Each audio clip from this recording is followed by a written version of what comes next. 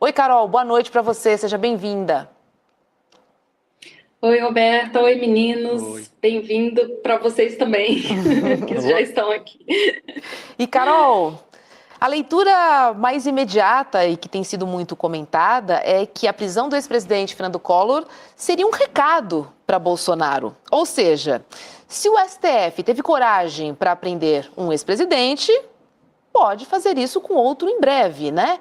Mas parece que não é tão simples assim. Queria que você explicasse para a gente o que a prisão de Collor diz sobre o futuro do STF, por favor. Então, gente, essa é uma leitura um pouco rasa, né? Se a Uhum. gente pensar, bom, um ex-presidente foi preso, logo o outro também vai ser preso. A gente tem que olhar que, juridicamente, a situação dos dois está bastante diferente.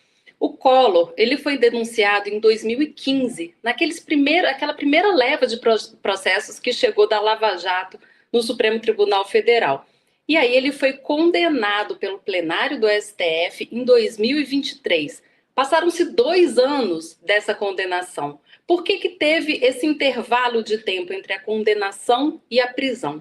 Porque dentro do STF, a jurisprudência recomenda o seguinte, que depois que uma pessoa é condenada, ela tem direito a responder em liberdade ele tem direito de entrar com recursos que chamam embargos de declaração no Supremo Tribunal Federal. Isso ele faz em liberdade, a não ser, é claro, que tenha algum motivo para se decretar a prisão preventiva ou a prisão imediata. Isso pode acontecer se a pessoa estiver perturbando a ordem pública ou se tiver algum indício concreto de que a pessoa possa fugir do país para escapar do cumprimento da pena que foi imposta pelo tribunal. Nada disso aconteceu no caso do Collor, então ele ficou em liberdade até que os recursos fossem julgados. Depois que foram julgados 2 recursos, esses que se chamam embargos de declaração, aí ele entrou com um terceiro recurso,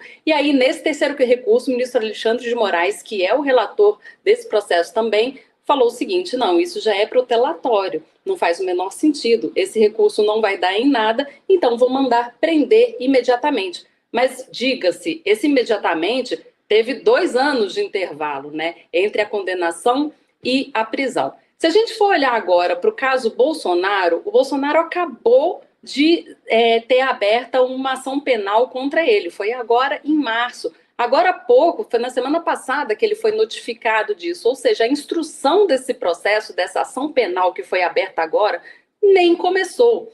Então, assim, ele não foi julgado ainda, ele não foi condenado, provavelmente será, e provavelmente, se ele for condenado, vai ter esse tempo de apresentação de recurso, a não ser, é claro, que ele dê algum motivo para o STF prender ele preventivamente. E aí, nesse caso, não precisa nem ter sido condenado. Se ele der algum indício de que ele pretende fugir agora, o STF pode mandar prender ele agora, antes mesmo da condenação. Mas não é isso que mostram, não é isso que mostra a tramitação processual. Isso não aconteceu ainda no caso do Bolsonaro, então não é porque Collor foi preso que Bolsonaro vai ser preso agora. Agora, por outro lado, se a gente for pensar no caso do Collor, ele saiu do Palácio do Planalto, saiu do cargo em 92, quando ele era presidente da República, e foi processado no Supremo Tribunal Federal. Em 94, 2 anos depois dele ter deixado o cargo, o STF julgou Fernando Collor e inocentou ele.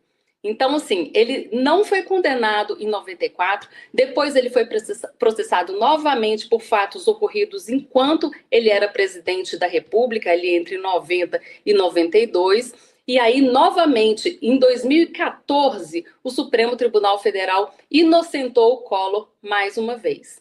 Daí, esperou até 2023 para condená-lo. Qual é a diferença? Lá em 94 e em 2014, Collor ainda tinha alguma popularidade. Ele deixou a presidência, mas ele continuou, ele foi senador durante um longo período, né? Ele teve mandato até janeiro de 2023.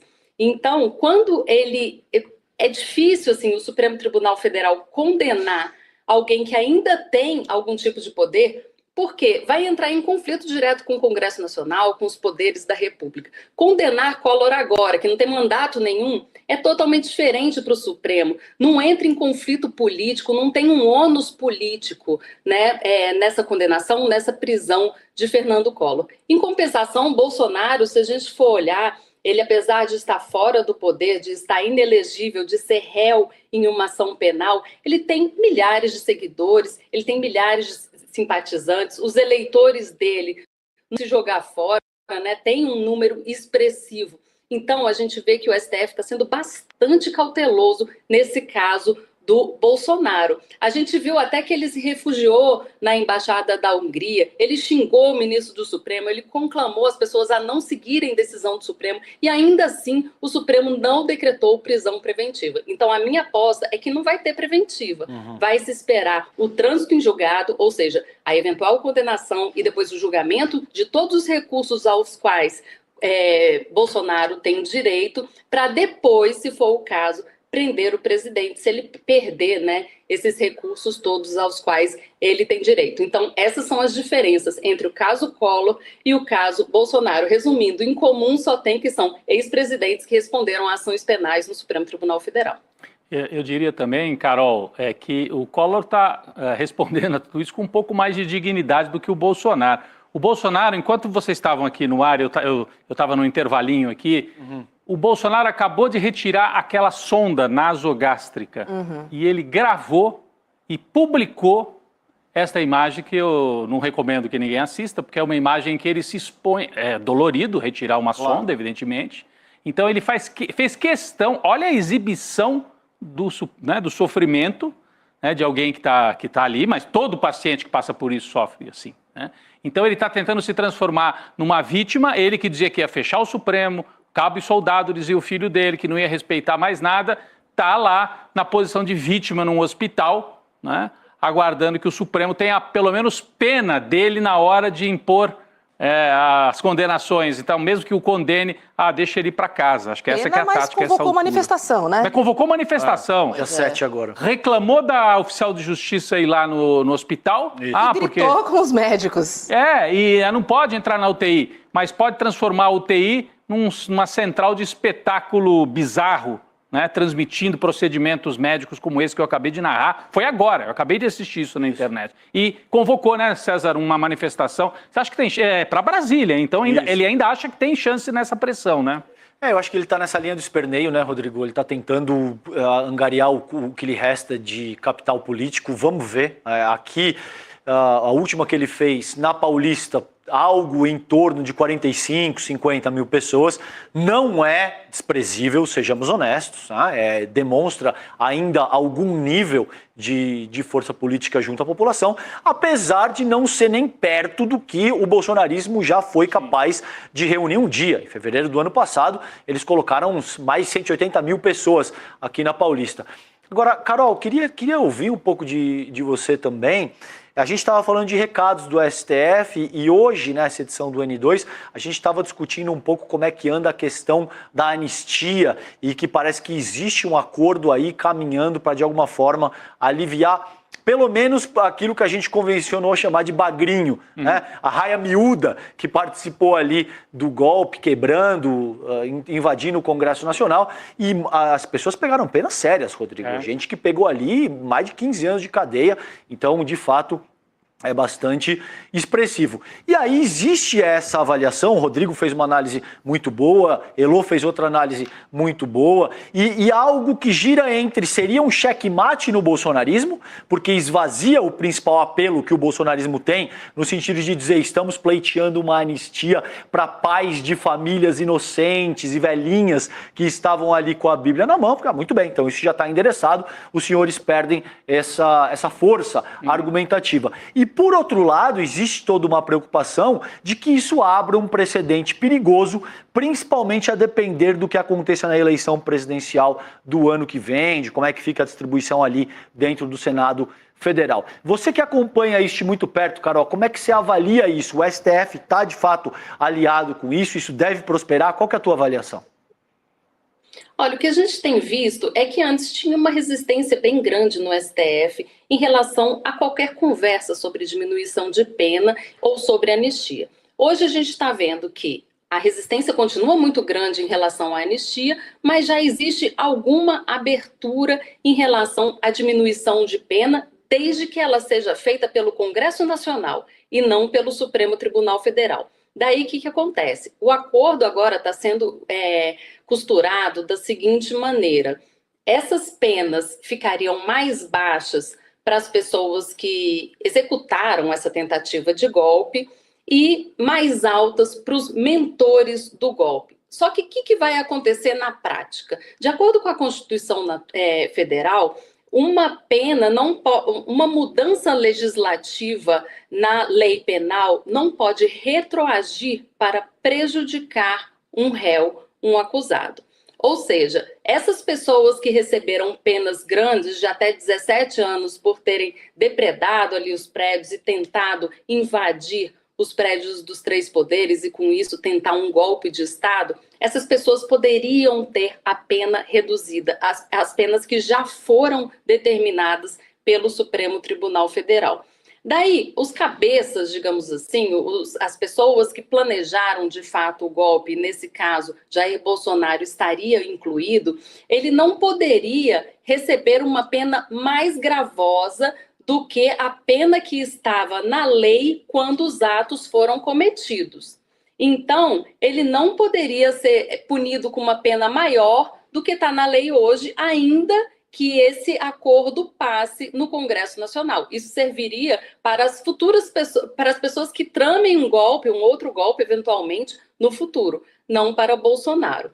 Daí, isso não é automático. Se isso for acordado entre o Congresso e os outros poderes, caso volta para o Supremo Tribunal Federal, vai ser preciso abrir, provavelmente, uma ação de revisão criminal, que é uma coisa super rara no judiciário. A ação de revisão criminal ela é aberta depois que o caso já transitou em julgado, ou seja, quando as pessoas já estão devidamente condenadas, mas se descobre um outro elemento que possa mudar a situação penal do réu. Por exemplo, uma nova testemunha, uma nova prova, nesse caso, uma nova pena, né? E aí voltaria para o Supremo Tribunal Federal e o Supremo teria que rejulgar esses casos à luz da nova legislação.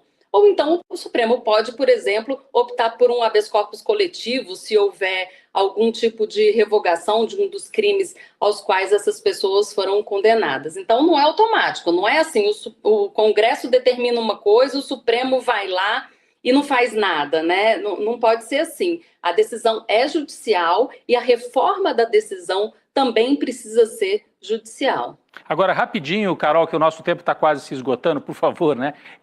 Você acredita que nesse caso, então, o Supremo, se vier essa mudança da lei, vai encarar com bons olhos? Porque antes havia uma resistência e muita gente dizia, se vier a anistia, o Supremo vai declarar como inconstitucional. Nesse caso, não, né? O Supremo está participando, houve até declarações, né, de alguns ministros públicas, pelo que você sabe, o Supremo estaria junto nisso, né? Sim, a história da anistia continua uma resistência absurda, assim, absoluta, dentro do Supremo Tribunal Federal. Não vai passar. Essa questão de diminuição da pena é justamente para arrefecer esse debate em torno da anistia e ter uma alternativa que suavize essas penas sem precisar perdoar as pessoas que tentaram tramar um golpe no Brasil. Perfeito. Perfeito. Vamos ficar de olho aí nesse acordão. É isso aí. Já tem até nome. Carol Brígido. Com o Supremo com tudo, né? Já diria o Romero Jucá lá Romero Jucá. atrás. De novo. Bem lembrado, de novo. Essa frase do Romero Jucá é daquelas coisa. que serve para qualquer momento, né? Exato, cara. Serve para muita coisa no Brasil e provavelmente servirá no futuro. Pois é, tem um perfil no antigo Twitter que pegava as frases do Eduardo Cunha e reciclava para qualquer momento. Ele fez várias, né? Então, essa aqui com o Supremo com tudo, a gente vai... Polivalente. Vai valer para muitos momentos. Híbrida. É isso. Carol Brígido, obrigada. Uma boa noite para você. Valeu. Obrigada, queridos. Boa noite e bom programa. Valeu, querido. Um beijo.